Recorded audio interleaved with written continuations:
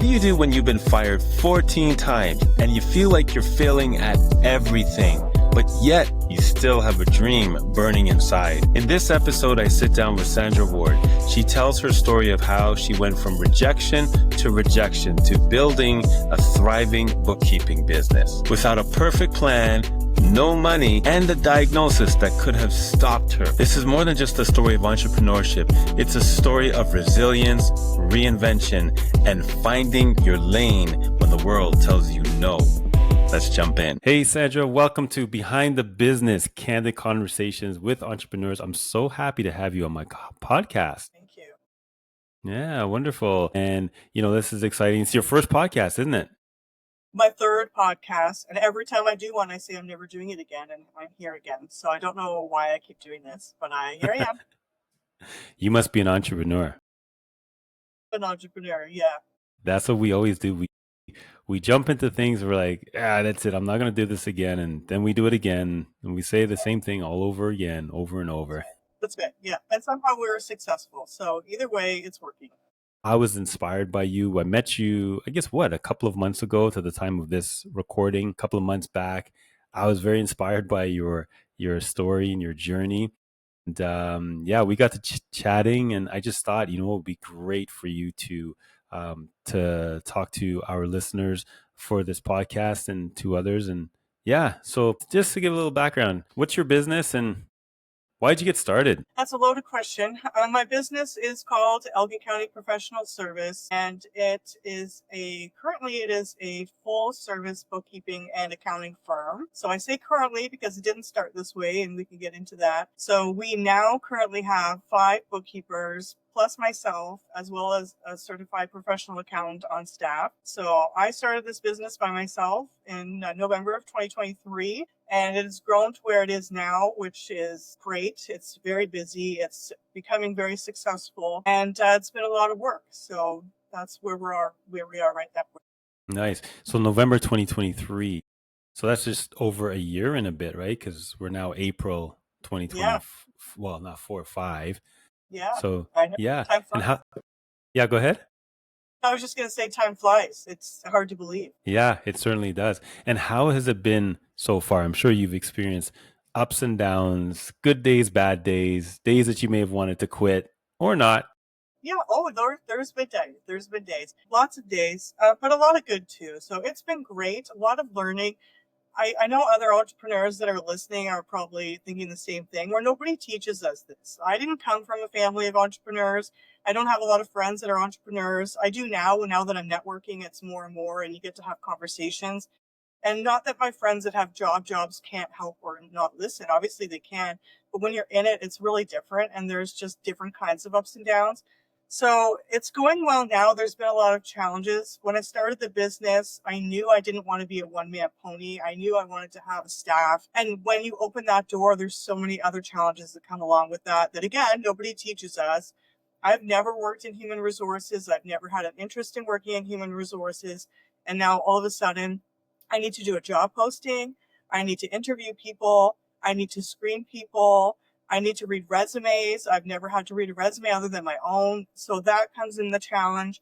There's also been times when you need to let people go. When is the right decision? Is it the right decision? Are you going to get in trouble legally? Are you crossing all your T's and dotting all your I's?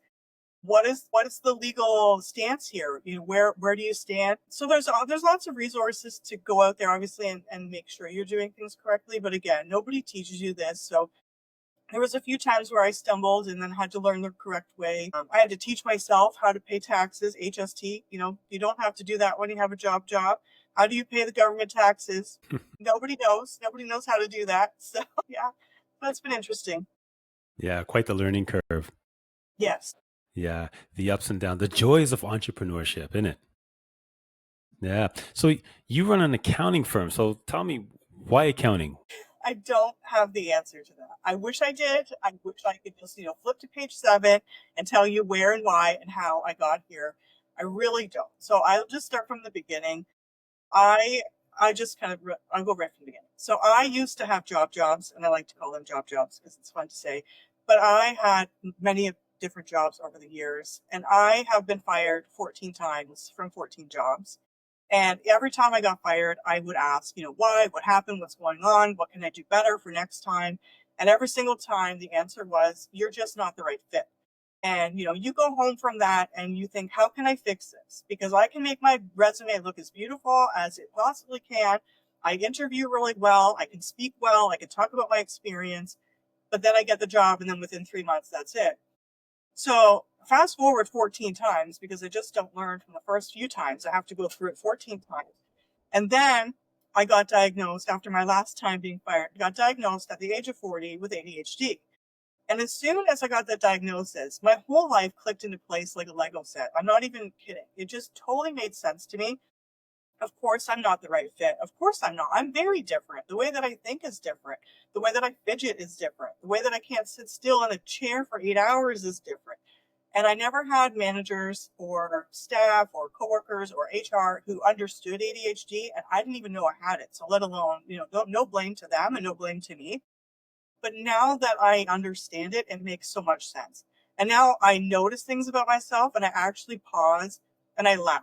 So one funny example, and I'm sure other people out there who have ADHD do the exact same thing, is I will be getting ready and I will put one shoe on. And then I remember that I have to go do something. It's, take something out of the fridge. It's put something on a shelf, whatever. So instead of putting my other shoe on, because my mind works so quickly, I will forget to do whatever that task is. So I now have one shoe on. And now I'm walking through my house to go do the other task that I need to go do with one shoe on. And that must look really funny if you don't realize, who I am, what I'm doing. A lot of kids do that, right? Because kids are just so busy and they're in and out of doing all kinds of things. But a lot of people don't understand it. That's just our minds. It's not that we can't focus on putting our shoes on. We know how to put our shoes on and we know we have to. But we also have 50 other things in our minds going on at the exact same time. And we can't really regulate it. So if I don't remember to go take that item out of the fridge right now, it'll be gone as soon as I put my shoe on. So I will walk around the house with one shoe on, one sock on. I'll go to the fridge, do what I have to do, go back and put my shoe on and hope nothing else distracts me before I can put my other shoe on. So imagine an employee working at corporate, a very high-end position at several different companies behaving this way, right? It just looks really odd. So I got diagnosed, all is well. And finally, after 14 times, I said, you know what? I am not the right fit. And I don't want to be the right fit. And I don't want to be someone that I'm not. And I don't want to go work for somebody who can't understand the fact that I can't sit at a desk for 8.5 hours and just work, work, work. So I did what any other normal person would do. I just decided to start a business, not knowing what I was doing or how to go about it. And in my typical ADHD function, I didn't even have a business plan. I had no idea what kind of business I was going to open. I just knew I needed to open a business. So I created a business name. I registered it. I got my HST number. And I was like, okay, now what? Is there a checklist on what I need to do next? Well, no, of course there's not. Who do you ask? Who do you go to and say, okay, what's my next item on the list? I've got my website. Now what? Nobody told me. So I just fumbled and I realized, okay, I need business cards. Okay. Well, I can't give out a business card if I don't have a website because that should be on your business card. So I kind of went backwards and I was like, okay, now I need a website. Well, shoot, that costs money too. This 8 months went by with no money when I first started my business. I was on EI, then my EI ran out. I had no clients, I had no money. And I tried to figure out, okay, how much does it cost to build a website? Okay, let's go as cheap as we possibly can here. We just need to throw something at the wall and hope it sticks. And later on, you can figure it out. Then I scraped up enough money for some business cards, waited for those to come in the mail. And then I thought, oh my God, now what? Now what do I do with these business cards? So I had started cold calling, started attending networking events, getting my name out there. I eventually could afford a decal on the back of my car. So now I have a back window wrap with my business. So it's a running billboard. So it takes time, it takes build. So after 8 months of no clients, no income, this is last summer, so 2024.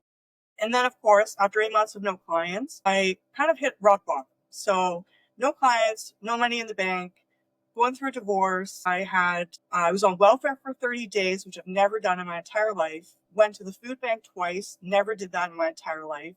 Was on the verge of being evicted and about to have my car repossessed because I had no money. So everybody was trying for money. I had no money. I couldn't even afford to eat.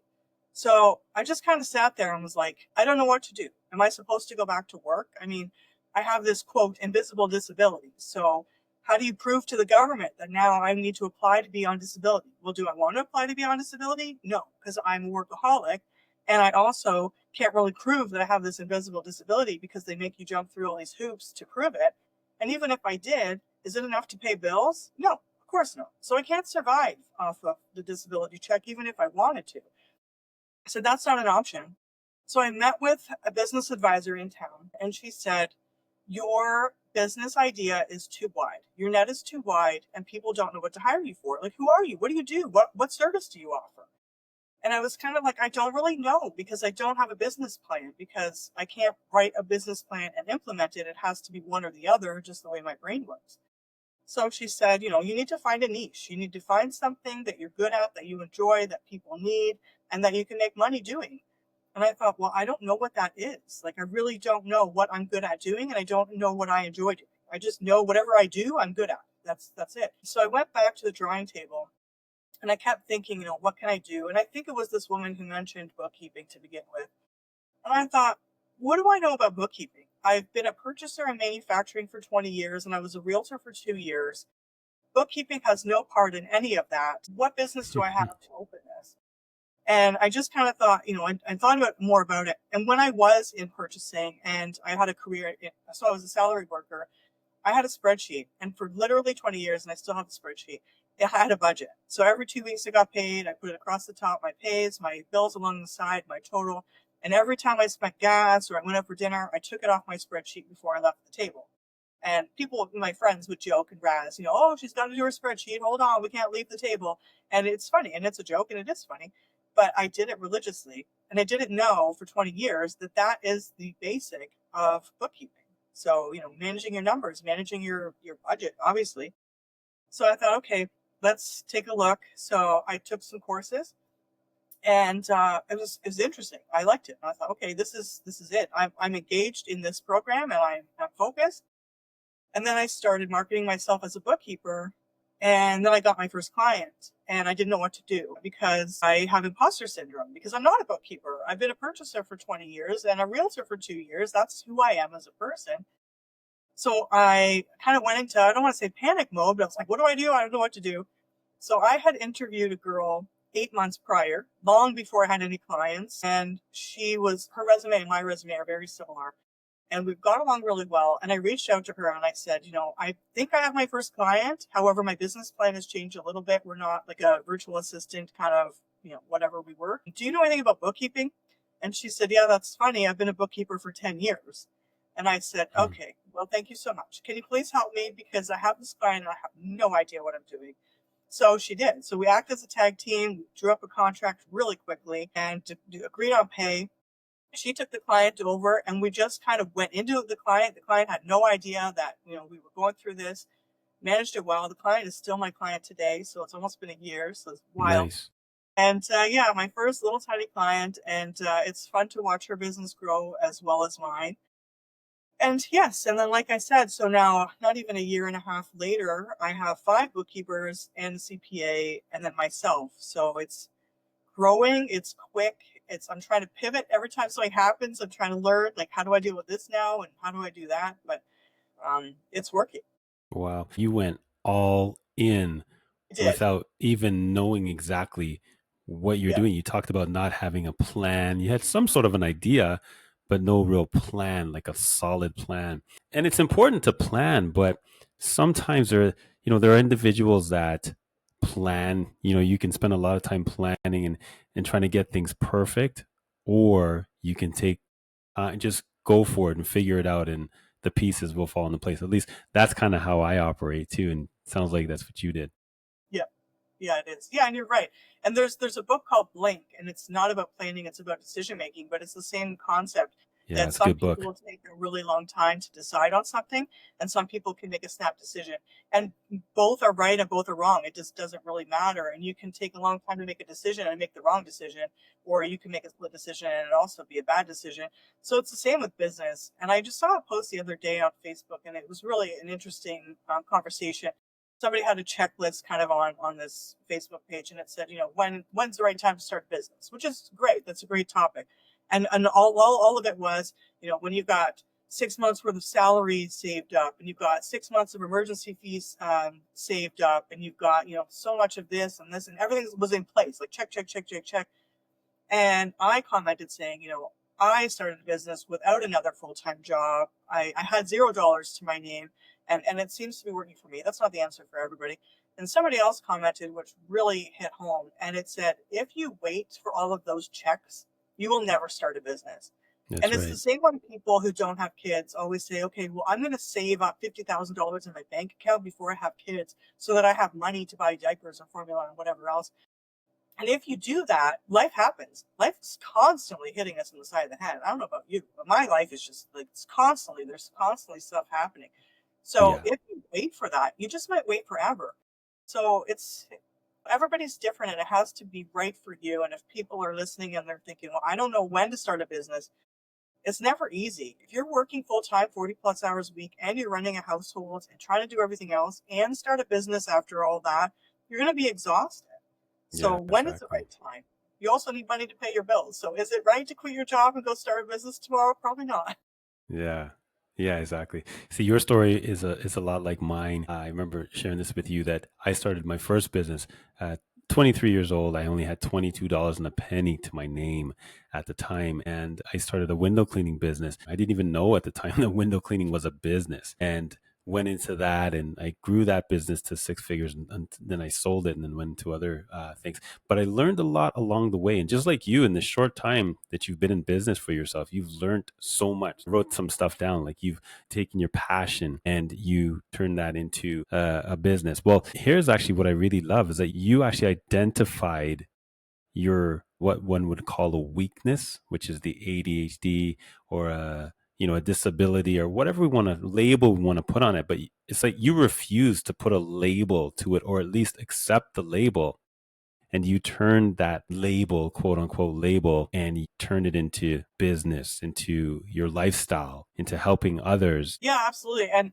so interesting because when I was working in corporate, and people who have ADHD and autism and maybe dyslexia and any of the other neurotypical type things that are happening, is we mask. So that term, it just means we put a mask on and we pretend that we're completely normal and there's nothing wrong with us, and you will have no idea that I have ADHD. Let me tell you, you're going to know I have ADHD in 3.2 seconds. That as soon as I start speaking, it's very obvious. And it's really hard to hide. And let me tell you how exhausting it is trying to hide it. It is so incredibly freeing to say that I have ADHD. I'm almost proud of it now. I'm almost like, yes, I am weird. Yes, I am not the right fit. And I don't want to be the right fit. And it's actually kind of grown. I'm not sure where it's going yet, but it's a huge part of my business.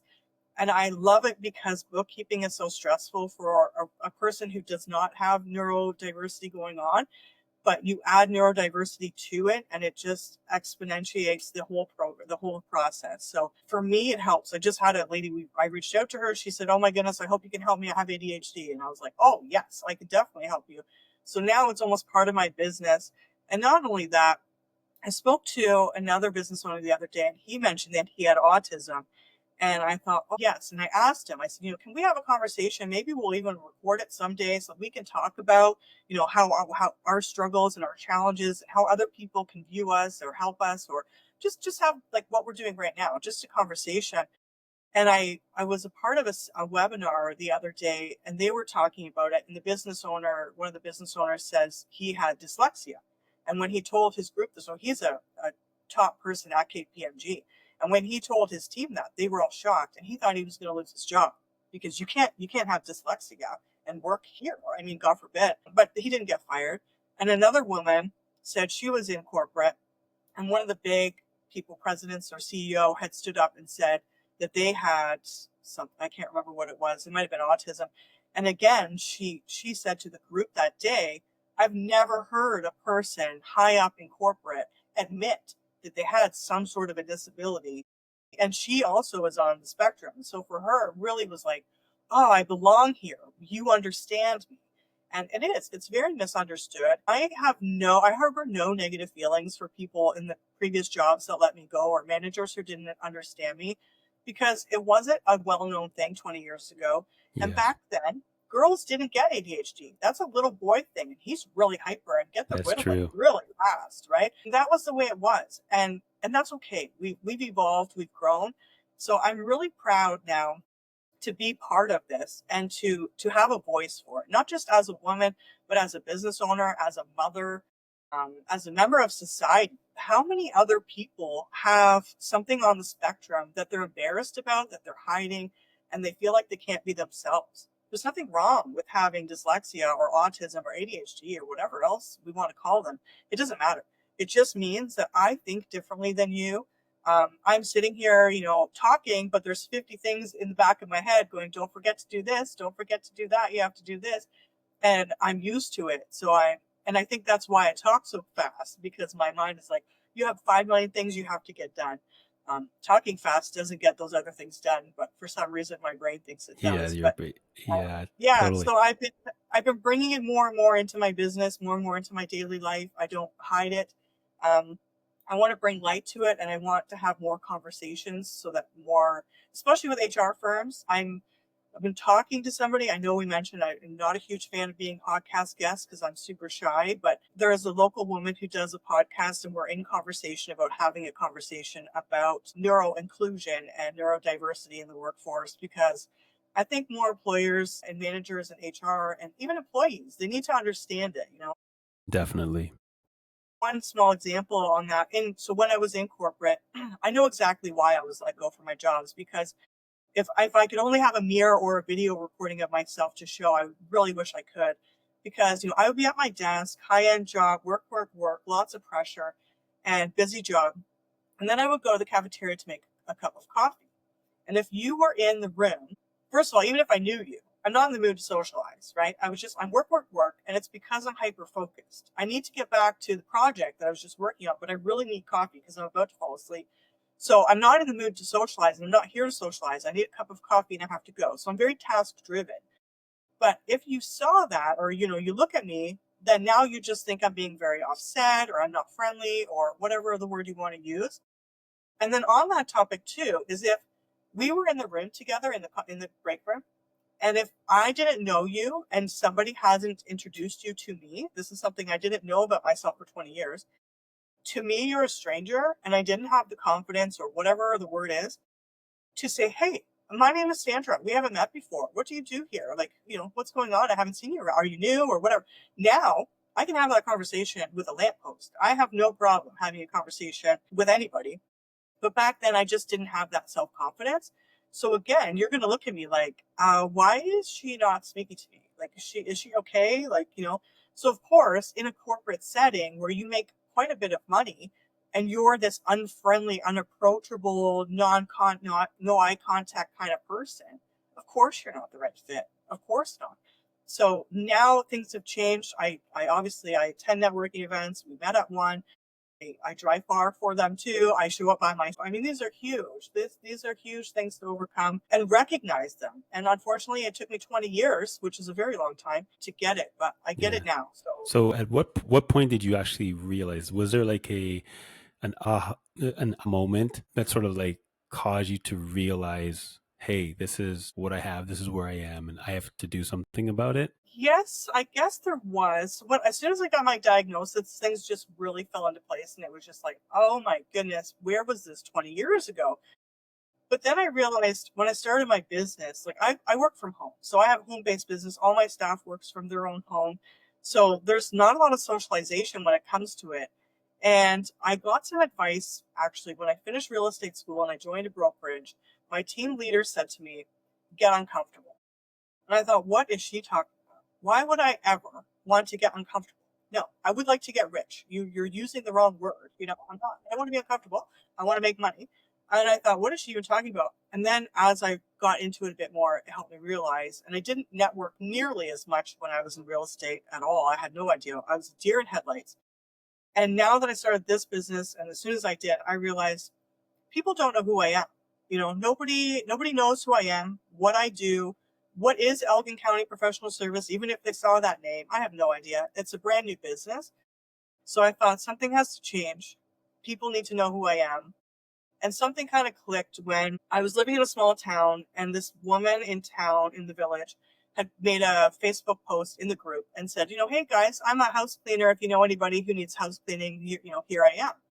So I did something completely out of my comfort zone. I would have never done this in corporate.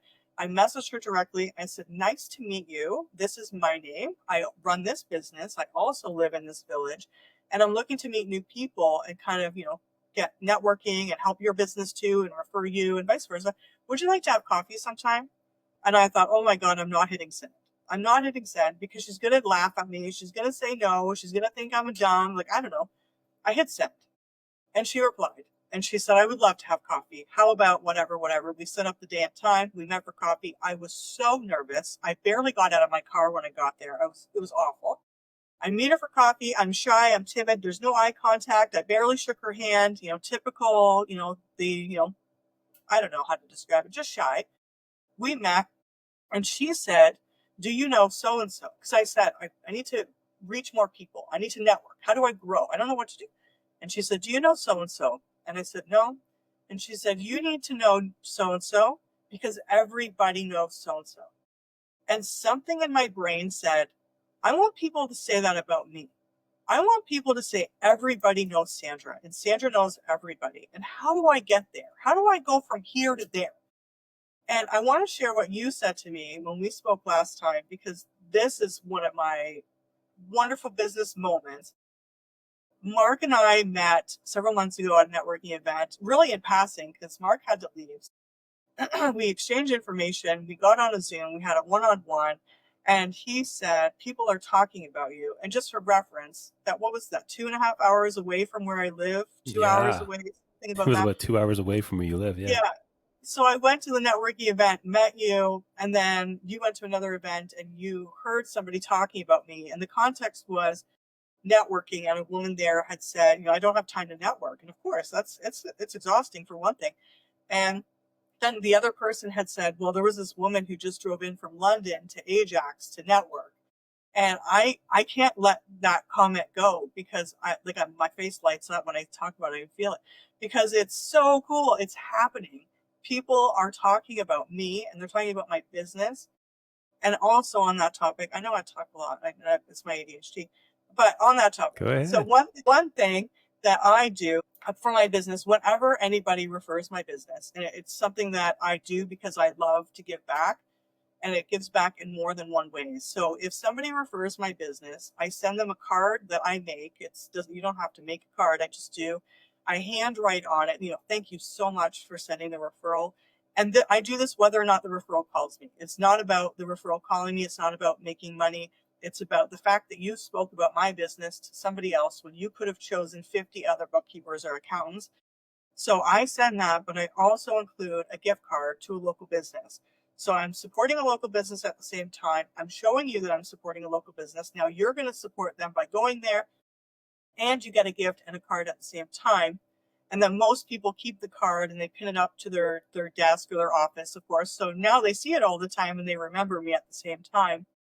And I say that because this week alone, I have to send out 5 of those thank you cards.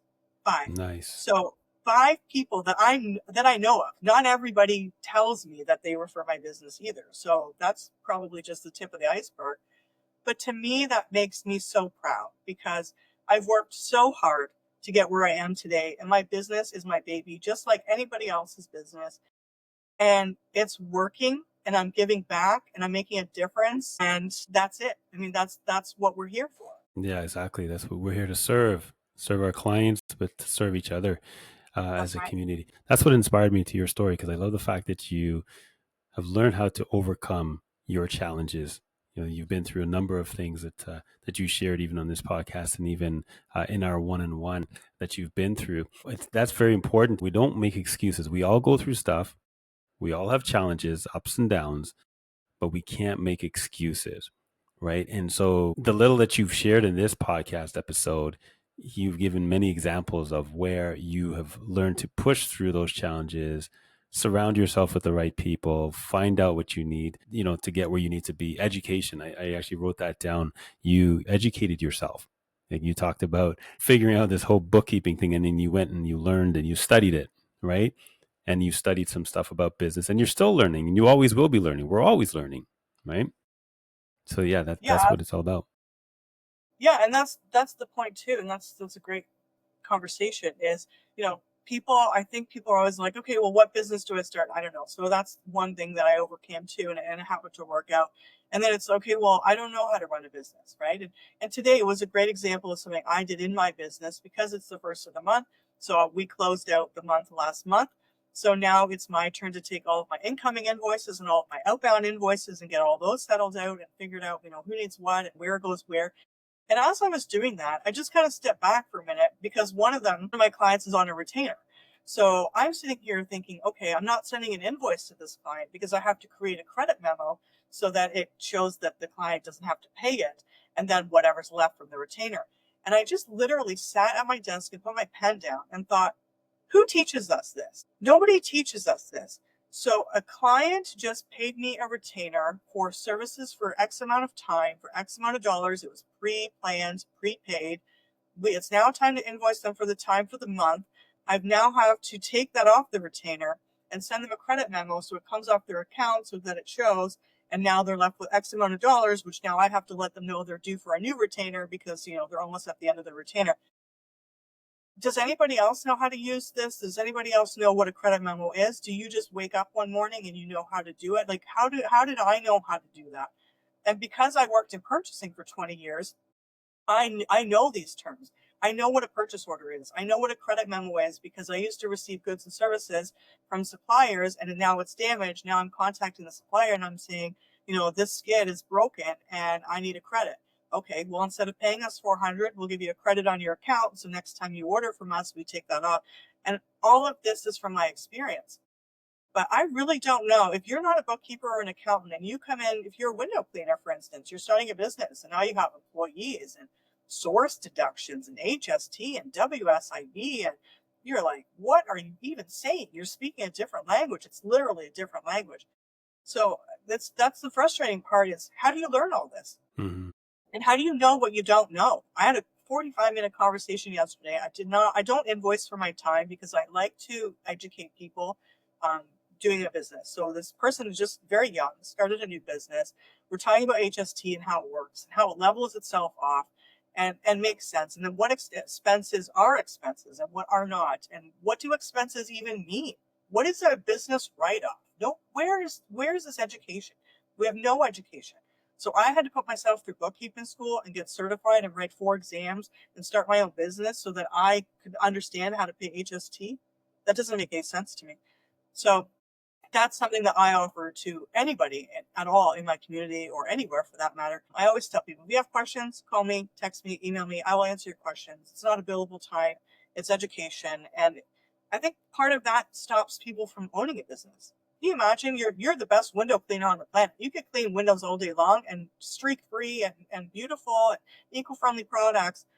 But then you try to turn around and you're like, how do I know how much taxes I owe? Like, I don't want to deal with that. That's stressful. I just want to clean the window. It's what I'm good at. It's what I enjoy. Okay, that's where a bookkeeper comes in. And then there are people who think, well, when's the right time to hire a bookkeeper? I have no clients now. I have no income. I can't afford to pay, a bookkeeper. You're Yeah. right. So when is the right time? Yeah. When is the right time to hire a bookkeeper? When is the right time to hire a bookkeeper is when you have an income and you understand what the rates are for your bookkeeper. And a good bookkeeper will tell you, give or take, how many hours a month your account will take us to finalize. So the smaller ends, like, if you are a window cleaner and you don't have any staff and it's just you and it's, in and outs just for you, it's anywhere between 1 and 3, maybe 4 hours a month worth of bookkeeping, give or take. Our rate is $60 Canadian an hour. And usually bookkeepers are in around that time. So that gives you a rough idea. We do have larger companies that we run their entire accounting department for. So we do their accounts receivable, accounts payable, payroll, HST, USIB, source deductions. I mean, we could do it all. And those are obviously a lot higher billed per month because the services are so high. But it's worth a conversation. And any bookkeeper out there should not charge you to have like this kind of conversation. Hey, tell me about your services. Tell me how you can help me. Tell me what your rates are. Ask that up front. Are you going to charge me for this meeting? Because I have heard that bookkeepers are charging for their time. And in my opinion, that's not fair. I want to educate people, whether you use our services or somebody else's services, you should know what you're walking into and what that means for you and your business. And that kind of, I think that's the idea. You're making enough money to be able to afford it, because we never want you to go into the negative just to pay for our services. But also, if you're doing your own bookkeeping, if you can handle it, because sometimes it's a bit much and it's a lot to know and it's a lot to learn. If you can handle it on your own and your business is not suffering. So, you don't want to be missing phone calls from your clients because you're too busy taking pictures of your receipts. That just doesn't make sense. Yeah.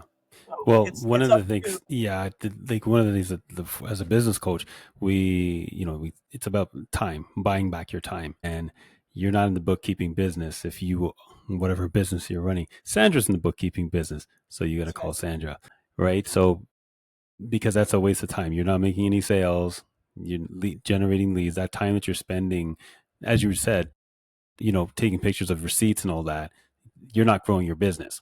So it makes sense to outsource that kind of stuff to, especially to someone who knows what they're doing, right? yes, You guys do this day in, day out. Why would you try to figure all this stuff? It's good to know about it, have a good understanding yes, of I what's going agree. on, but don't waste, as business owners, don't waste your time, with that. Outsource it, Yeah. give it to a company like Sandra's. Yeah, to do it. Yeah, absolutely. And that's a good point. And this morning I had a meeting with a new client and she said, my business is just starting. It's not opening until this month. So there's no income. So I want to just know my books. I want to know how to do it. How do I do my own bookkeeping? So we did a consultation. I showed her QuickBooks. We went in and out of all the menus. I taught her how to upload her own receipts. And that's okay. She's going to do all of that on her own.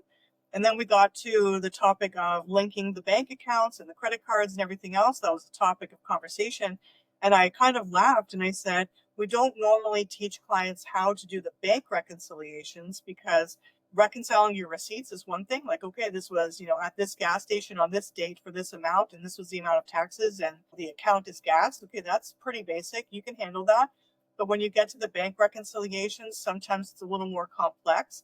So we got talking about it, and then she did something, and then it adjusted numbers. It like added, tons of money, and it doubled the chart of accounts on the dollar side. She's like, "Why did it do that?" So we started having conversation.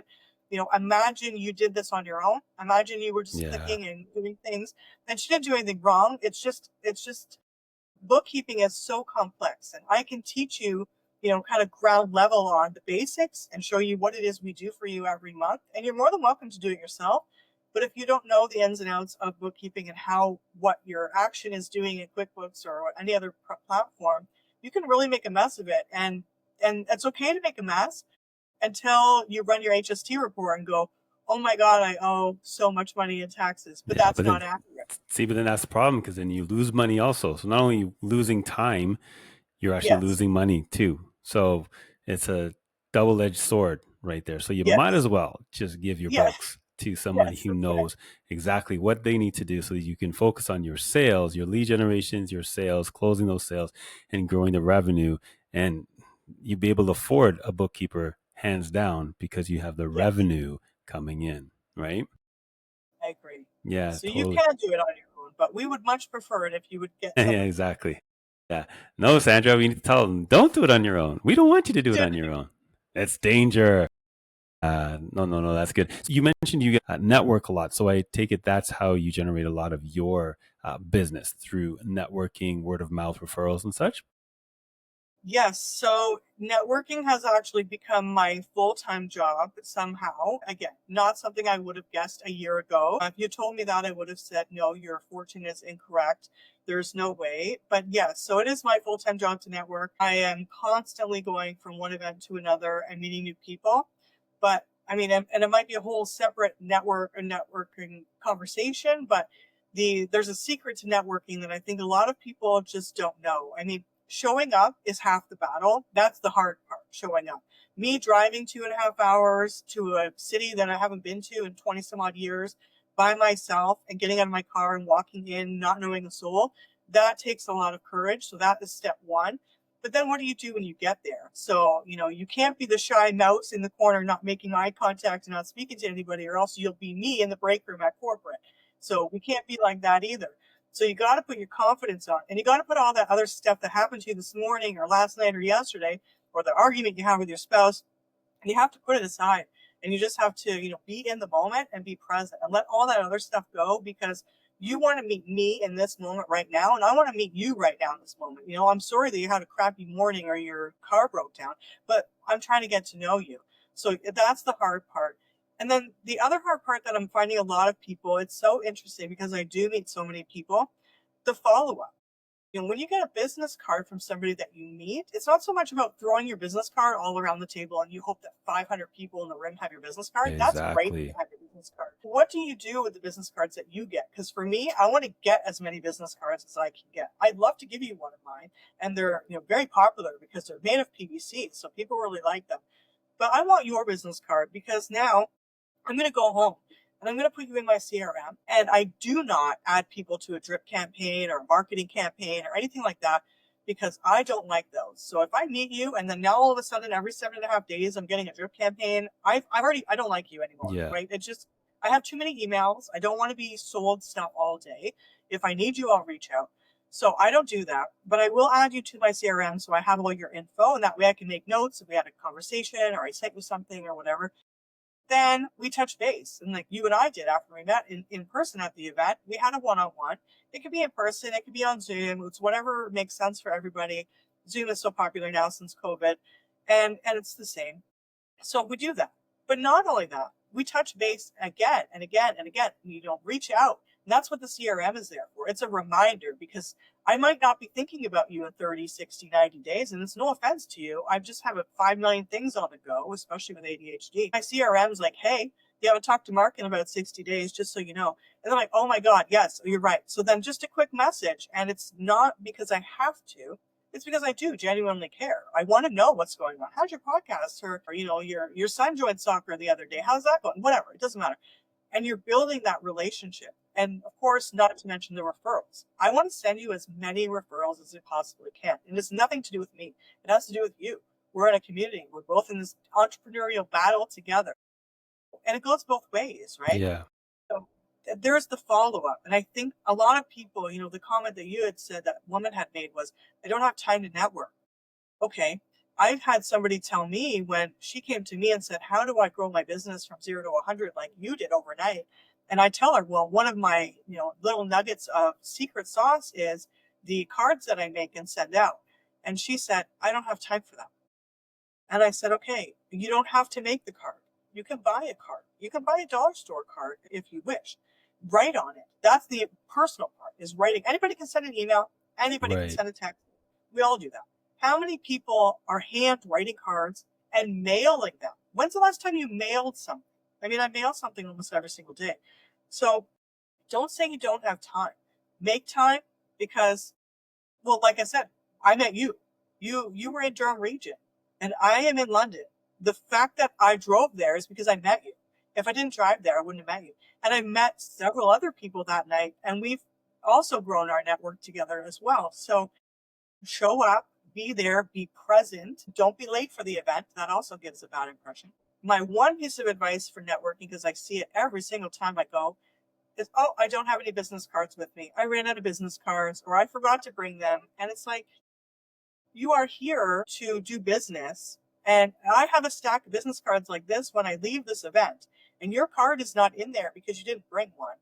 Now, how am I supposed to remember you? I'm never going to remember you. Yeah, So, and then exactly. on that topic too, somebody else, and again, technology, and okay, I'm in my 40s, so I understand I'm not, the young spring chicken anymore.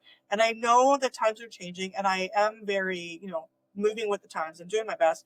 But a couple of people I've met, they don't have a business card, but they have a digital card, or here, scan this QR or something. And that's great. I think it's wonderful. Save the trees. However, who are you? And when I go home, who was that person?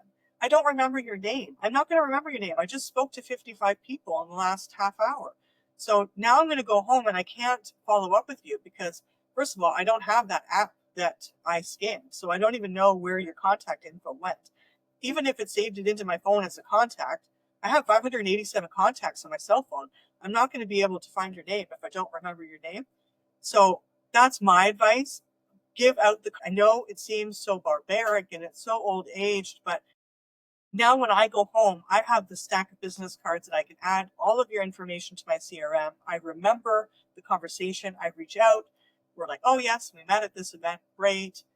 So I just met a lady for the first time. She was at an event a month ago at the same event. We didn't get a chance to meet. It was a speed networking. I recognized her last week when I went. We finally got a chance to speak. I said, oh, you were here last month. I didn't get a chance to talk to you.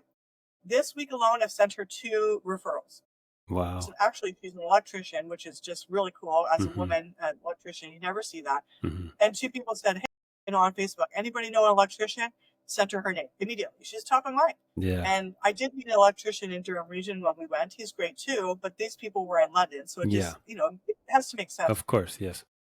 That's what I mean. If you aren't showing up to these and you're not giving your business card out, I wouldn't have remembered her name. I wouldn't have been able to send the referral if you didn't give me a business card. So these things are important. Yeah, exactly. It's all about building relationships, and even with the digital, because I'm a digital person myself too. I also have digital cards, but it's also if you see what you said, you reach out to that person. Well, if everyone is reaching out to each other, that there's no one will, there's no connection that will be dropped Right. because That's even right. if you didn't Yeah. get to me, I might get to you first, Yeah. which I think in this Yeah, case, that's right. I think that's what happened. Yeah, Right? we did. Yeah. Yeah. Or Yeah. even connecting on LinkedIn or something like that. Yes, But, that too. but it's, that is exactly what you just said. That's exactly, I do teach within our program. I do teach about this strategic networking and how to grow your business effectively through networking. And that is, you just talked a little bit about the secret sauce in the sense there. It's that relationship. It's about making sure that you follow up with people after the event, within 24 to 48 hours after the event. All right.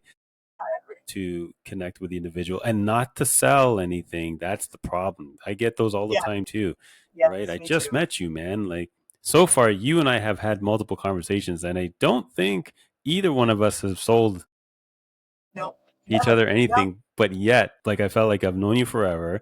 I'll definitely be referring you. Well, you're on my podcast. Like, I mean, there we go. Right. So that's what it's all about. It's about developing, building relationships, genuinely authentic relationships. Yeah. And somebody had said this to me when I started my business too, because I was the same, right? And I think a lot of us are as entrepreneurs. We're like, we have to get our name out there. We have to put our face. We have to just grab people by the shirt and just shake them and say, hire me, hire me. And nobody wants that. And nobody likes the sales pitch. Nobody likes the greasy salesperson. And I said that when I joined real estate, when I thought about becoming a realtor. And I said, I'm not a very good salesperson. And I don't think that would be the right job for me. And somebody said, you don't have to be a good salesperson. You just have to be yourself. And I was like, oh, wow. Well, I'm very good at being myself. I know how to be myself. And that worked for me in real estate. So I've taken that to this business. And it's the same. You could throw a rock and probably hit 50 bookkeepers in your neighborhood. I mean, we're a lot. We're not All nearly over. as much as realtors or other professions out there. But why would you choose me over Bob, who has a bookkeeping firm right in your town? Okay, well, that's a great question. Interview both of us and pick which one works best for you. Our working styles are going to be different. Our personalities are different. Our response times are very different. And the way that we do things might be very different. So there's nothing wrong with that. But you have to find the right fit for you.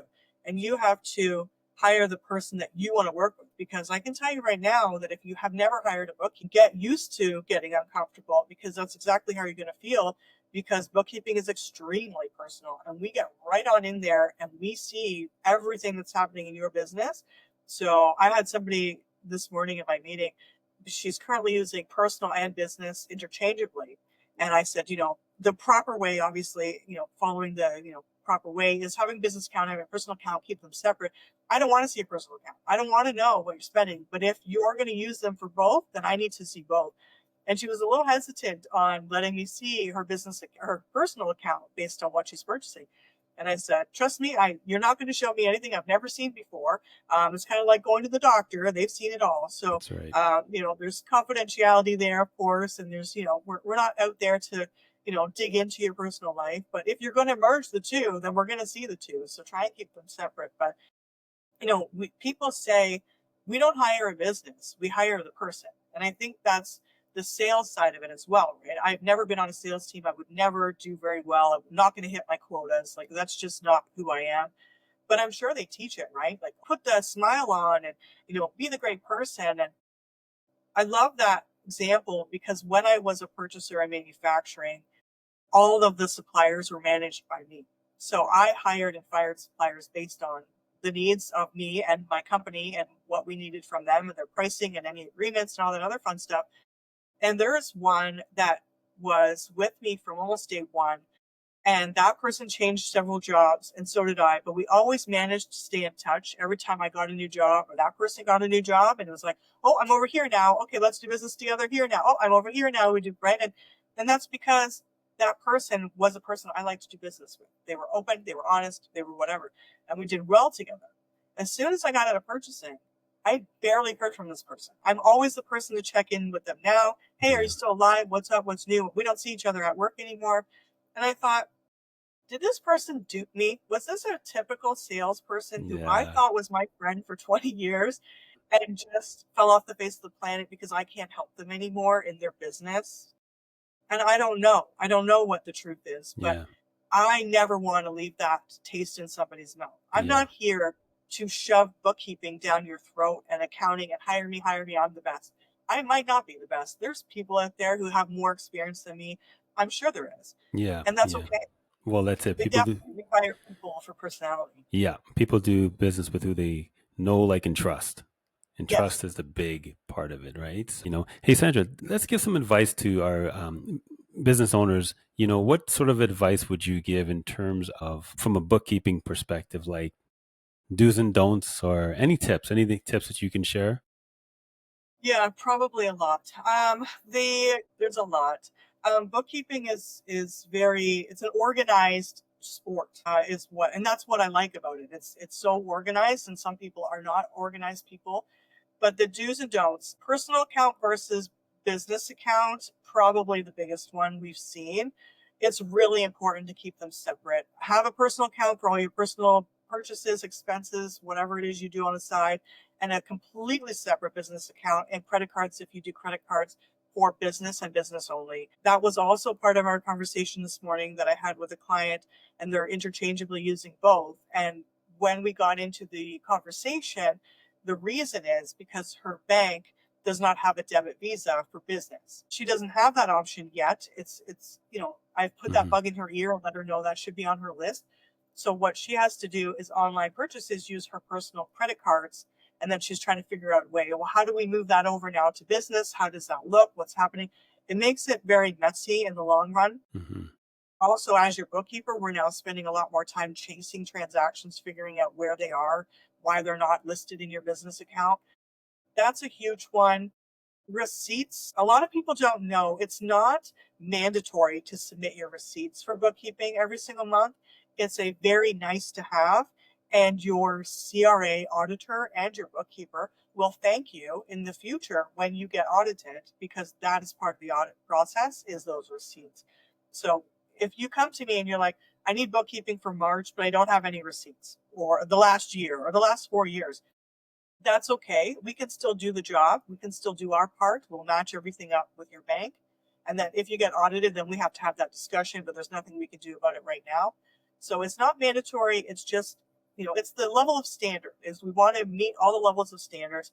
We want to have that receipt today in that system, so it's there for life. And if we ever need it in the next 7 years, it's very easy to find, and we don't have to go running around for it. That is that part. One thing that I'm noticing is a lot of people, and they're getting overwhelmed with their month end, especially because near month end, as bookkeepers, we're like, okay, guys, we're trying to wrap up the month. Let's go. We need all your stuff. Is your stuff in? And if you think about it, for February, right now is the first of the month. So the previous month, we need all that to be done. Well, if you have a shoebox, which we've seen, a shoebox full of receipts, and you don't have them in the system yet, and you're 2.5 hours away, you have the receipts. We either need to come and get them from you, or you need to make the time to upload them. And you're a very busy person. Like we talked about earlier, you have a business to run. You're cleaning windows, or you're fixing houses, or you're building homes. You don't have time to be entering receipts, especially people who are on the spectrum with neurodiversity. That's an overwhelming task to sit and do every single 30 days. That's a lot of receipts, and it's overwhelming, and it's too big of a pie. So my advice, especially for people who are on the spectrum, is do what I do. And it's very tedious, but I mean, it's the nerdy side of me, is when I'm at the gas tank, pumping my gas, or I'm at a restaurant, I open my QuickBooks app, I open the snap receipt, I take a picture of the receipt, I crumple it up and I throw it in the garbage. I never have to look at that receipt ever again, and my part is done. So if I had a bookkeeper, they would thank me, because on April 1st, the work is already done, it's good to go. I don't have anything from yesterday. So that's one kind of way to tackle it, so it's not such a tedious task every month. Nice. Final question I'm going to ask you, Sandra, as we wrap this up, man. I want to thank you again for being on here. So much that you've shared. I just love it. But what would you say? What advice would you give young Sandra Ward?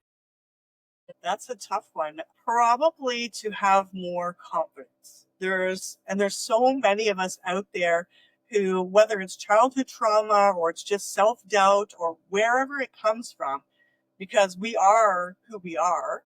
And I've never been this confident in my entire life. And I don't know where it comes from, other than the fact that my determination has overridden my fear. So I can let my fear make me a mouse and very quiet and timid, or I know that I can do stuff like podcasts and get on a stage like I did last year and hold a microphone and have a speech in front of strangers, which was awful in case you didn't know. And I never want to do that again. But be confident. Just do it. Just stop doubting yourself and go do what you want to do. Life is really short. Nice. Love it. That's awesome. Sandra, this was amazing. Thanks again for being on Behind the Business, Candid Conversations with Entrepreneur. All the best. Thank you so much.